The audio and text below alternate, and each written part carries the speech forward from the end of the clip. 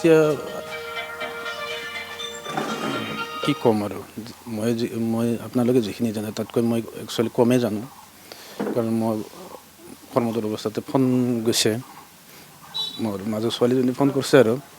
যে সি নাই। তাৰপিছত আৰু মোৰ চেঞ্চে নাই ধৰক, তথাপিও আমাৰ ডিপাৰ্টমেণ্টৰ চাহাবগিলাই হেল্প কৰি মোক যেনে হওক ইম্ফলৰ পৰা আপোনাৰ গুৱাহাটী এয়াৰপৰ্ট পৰ্যন্ত পঠাইছে আৰু তাৰপিছত আমাৰ দাদাহঁতে পিক আপ কৰিছে মোক।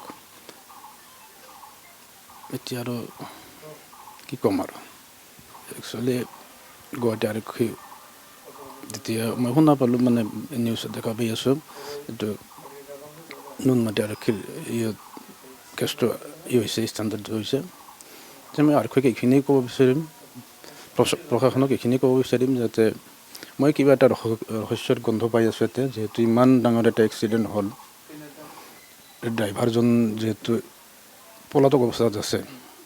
তেনেহ'লে প্ৰশাসনৰ ওচৰত মই এইটোৱেই আবেদন কৰিম যে মোৰ দৰে বা আৰু দুজন যে আছে পিতৃ তিনিজন ইমান মেধাসম্পন্ন ছোৱালী অকালতে মৰহি গ'ল,